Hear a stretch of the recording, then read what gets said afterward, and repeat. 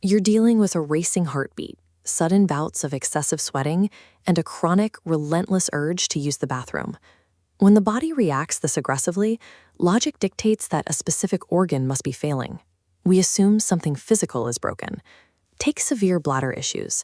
The immediate, most common medical suspicion is a localized bacterial infection, a UTI. We instinctively view our bodies like machines. When a pipe leaks, we look for a crack in the metal. When we get sick, we look for the localized physical defect. To confirm an infection, doctors follow a standard protocol. They draw blood to check for an elevated white blood cell count, looking for the biological soldiers that fight off invading bacteria. This lab report shows a complete paradox. Looking closely at the complete blood count row, the white blood cells sit at a perfectly normal 9,710 per microliter. The blood work is totally clean. There is zero bacterial infection. If the blood is clear and the organs themselves are healthy, we have to look elsewhere to explain these severe physical malfunctions. The autonomic nervous system acts as the body's invisible autopilot. It's a vast network of nerves running from the brain down through the body, handling all subconscious tasks, digestion, heart rate, and bladder control, without any conscious effort. These symptoms represent a massive software glitch in that internal autopilot system. This autopilot system operates primarily in two different gears: the calm, maintenance-focused rest and digest mode, and the high-alert fight-or-flight mode. That fight-or-flight branch is called the sympathetic nervous system. It serves as your body's biological accelerator pedal. When you sense danger, it revs the engine to keep you alive.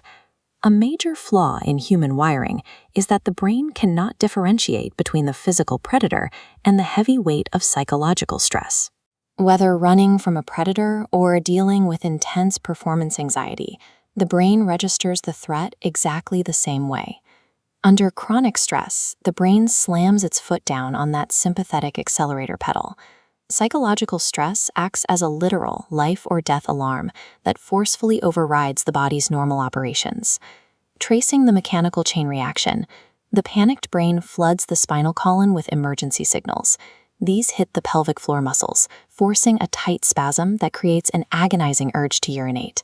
Simultaneously, this flood spikes the heart rate and forces sweat glands open. We can even see the body bracing for impact in the blood work. This specific data point on the CBC test shows hemoglobin at 17.3 grams per deciliter, which is unusually high. This points to Geissbach syndrome. Chronic anxiety physically reduces the volume of plasma in the blood, which concentrates red blood cells and spikes the hemoglobin count. The body is flawlessly executing a survival sequence, preparing for a physical threat that doesn't actually exist. Because this infection is a phantom created by a jammed accelerator, treating the physical organs with standard antibiotics proves completely useless. The pharmacological strategy has to shift. You must intercept the panic signals before they ever reach the bladder or the heart. This prescription reveals how doctors manage interception. Endeavor 10, a beta blocker, propranolol, blocks the heart and sweat glands from receiving excess adrenaline signals. The second medication, Nixedo 5, citalopram, alters the brain's baseline chemical state, lifting its foot off the biological accelerator pedal. To cure debilitating physical ailments in the stomach and the bladder, medicine actually has to bypass the body and treat the brain. Chemical intervention only stops the incoming signals. The physical hardware still requires unjamming. This requires specific physical therapy, like reverse Kegels. This exercise trains panic-locked pelvic floor muscles to consciously relax and release their tension, restoring normal bladder capacity. Stress sends a tangible, highly destructive command straight through your body's biological wiring.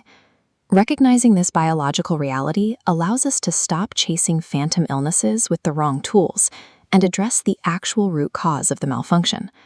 With the mind as the ultimate control panel, we can finally take our foot off the gas, let the engine idle, and reclaim the machine.